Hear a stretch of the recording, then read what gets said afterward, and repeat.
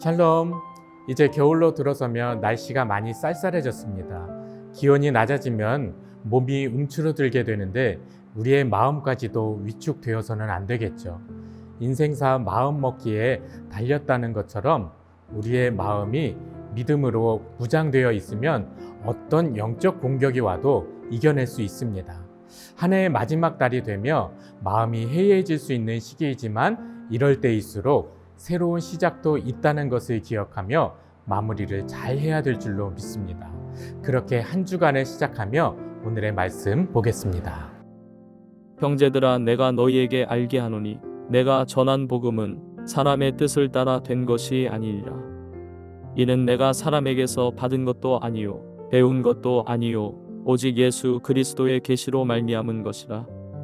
내가 이전에 유대교에 있을 때에 행한 일을 너희가 들었거니와 하나님의 교회를 심히 박해하여 멸하고 내가 내 동족 중 여러 연갑자보다 유대교를 지나치게 믿어 내 조상의 전통에 대하여 더욱 열심히 있었으나 그러나 내 어머니의 태로부터 나를 택정하시고 그의 은혜로 나를 부르신 이가 그의 아들을 이방에 전하기 위하여 그를 내 속에 나타내시기를 기뻐하셨을 때에 내가 곧 혈육과 의논하지 아니하고 또 나보다 먼저 사도된 자들을 만나려고 예루살렘으로 가지 아니하고 아라비아로 갔다가 다시 다메섹으로 돌아갔노라.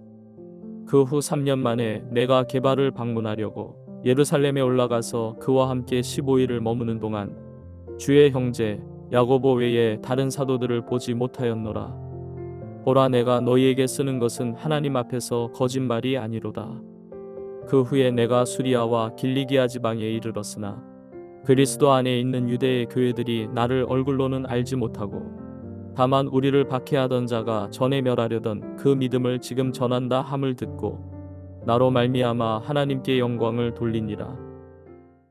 갈라디아서를 쓸 당시 바울의 한 가지 약점은 공식적으로 인정받은 사도가 아니었다는 점입니다. 그 당시 사도의 조건 중 하나가 예수님의 공생의 기간 중에 예수님과 함께 사역했던 사람이어야 한다는 것입니다. 그래서 가는 곳마다 바울을 반대하는 사람들은 이 부분에서 항상 바울의 사도성을 의심했습니다. 그렇게 되면 바울이 전하는 복음의 진정성에 대해서도 의심을 받을 수밖에 없습니다. 아무리 목숨 바쳐 헌신을 하고 복음을 전해도 사람들이 믿어주질 않는 것입니다. 그래서 바울은 자신이 전하는 복음의 출처를 오직 하나님께 둡니다. 1절의 인사말에서도 그렇고 오늘 본문 11절, 12절에서 말하고 있는 것처럼 자신이 전하는 복음은 사람에게서 난 것이 아니라는 것을 강조합니다. 하나님이 선택하시고 하나님이 하신 일이지 사람으로부터 말미암은 것이 아니라는 것입니다. 그래서 바울은 자신의 사도적 권위가 예수 그리스도의 계시로 말미암은 것이다 주장합니다. 사람이 세운 기준으로의 사도가 아닌 혹은 배워서 하는 것도 아닌 오직 예수 그리스도의 계시를 받아서 사도가 되었음을 주장하는 것입니다. 이것은 바울의 억지 주장이 아닌 선택받은 자의 확고한 신앙 고백입니다. 하나님의 절대적인 주권에 의해 사도로 세움을 받았다는 믿음의 고백인 것입니다. 그런데 바울이 이런 고백을 하는 것이 참 쉽지만은 않았습니다. 바울은 예수님을 믿는 성도를 핍박하는 일에 열심이었던 사람이었기 때문입니다. 스데반 집사를 죽이는데도 앞장설 정도로 율법적인 사람이었습니다. 신명기 21장에서 나무에 달린 자는 하나님께 저주를 받았다고 언급하고 있기 때문에 예수님이 나무 십자가에 달려 죽었다는 것이 하나님의 저주를 받았다는 사실에 추호도 의심이 없었습니다. 그래서 예수 그리스도를 믿는 사람들을 박해했습니다. 그리고 그것이 정당하고 하나님을 위한 일이라 생각했습니다. 그리고 어느 날 갑자기 예수님이 바울에게 나타나셨습니다. 예수님의 단순한 등장이 아닌 유대인들이 그토록 기다리던 구원자로 나타나셨습니다. 바울의 그동안의 신앙과 헌신을 단번에 뒤엎는 사건이었습니다. 이 사건을 계기로 바울은 사역의 방향이 완전히 뒤집어졌습니다. 예수 그리스도를 박해하다가 예수 그리스도를 전하는 사람으로 바뀌었습니다. 그런데 사람들의 인식이 하루아침에 바뀔 리가 없었습니다. 바울의 이러한 과거가 사역에 큰 걸림돌이 되고 장애가 되었지만 바울은 이에 굴하지 않았습니다. 오히려 자신이 죄인 중에 괴수라 하며 더 겸손히 사역에 임했습니다. 그렇게 할 수 있었던 것이 자신의 사도직은 사람의 방법으로 된 것이 아니라 예수 그리스도의 계시로 받은 것이라는 확신이 있었기 때문입니다. 과거의 죄악이 돌이킬 수 없는 실수라도 하나님이 택하시면 이렇게 은혜의 도구로 쓰일 수가 있는 것입니다. 그 실수 때문에 하나님 앞에 더 겸손하고 헌신적이 될 수 있습니다. 우리의 죄와 실수는 바뀔 수 없는 사실입니다. 그런데 거기에 계속 얽매이면 우리는 아무것도 할 수 없습니다. 심한 죄책감과 우울감에 절망에 빠져듭니다. 하나님 앞에 서는 것조차 부끄럽게 느껴져 하나님과 멀어집니다. 이게 과연 하나님께서 원하시는 걸까요? 넌 죄를 지었으니까 너의 예배와 헌신은 받지 않겠다. 이런 하나님이시라면 예수님을 이 땅에 보내주시지 않았을 것입니다.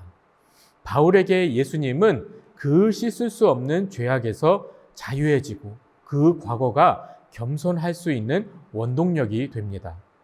바울은 자랑할 것이 참 많은 사람이었지만 그 자랑거리를 배설물과 같이 여기고 자신의 연약함과 과거의 실수 때문에 하나님 앞에 겸손할 수 있었습니다. 그렇다고 바울이 뻔뻔스럽게 하루아침에 돌변한 건 아니었습니다. 그러기 위해서 바울의 처절한 몸부림이 있었습니다. 바울은 다메섹 도상에서 예수님을 만나고 3일 후에 다시 앞을 보게 되었을 때 곧바로 사역에 뛰어든 것이 아니었습니다. 어떻게 나무에 달려 하나님의 저주를 받은 자가 우리의 구원자가 될 수 있는가 하는 질문이 바울을 사로잡았습니다. 앞을 보지 못한 것은 불가항력적인 것이었지만 그 기간 동안 먹지도 마시지도 않은 것은 바울의 선택이었습니다. 그 의문에 대해 처절하게 고민하고 기도했습니다. 그것은 죽음과도 같은 고통이었습니다. 지금까지 자신의 신앙을 부정해야 했기 때문입니다. 바울은 그 문제를 해결하기 위해 기도하고 또 기도했습니다. 자신의 혈육과도 의논하지 않고 먼저 사도로 세워진 제자들을 만나려고 하지도 않았습니다. 그리고 아라비아 사막으로 갔다가 다메섹으로 돌아갑니다. 그리고 3년 후에야 비로소 베드로를 만납니다. 누군가의 이야기를 듣고 이해하는 것이 아니라 철저히 혼자가 되어 예수님을 만나길 원했습니다. 사막은 아무도 도와줄 수 없는 외로운 곳이죠. 유일하게 하나님만이 함께 하시는 곳입니다. 그 3년의 시간 동안 바울은 예수 그리스도가 누구이신지, 하나님의 뜻은 무엇인지 깨닫기 위해 하나님과의 개인적인 만남과 묵상을 위해 몸부림치며 기도하고 또 기도했을 것입니다. 바울이 그렇게 하나님의 뜻을 알고 그분의 음성을 듣기 위해 시간을 보낸 이 3년간의 외로운 시간은 바울 평생의 사역의 기초가 되었습니다. 우리의 믿음은 사람에게서 받은 것도 아니고 하나님의 택정함이 있었기 때문에 가능했습니다. 나 같은 사람도 선택해 주시고 구원해 주신 이 은혜를 꼭 기억하시길 바랍니다. 그래서 하나님의 마음을 알아가고 또 하나님을 기쁘시게 해드리는 사랑하는 성도 여러분 되시길 주님의 이름으로 축복합니다. 기도하겠습니다.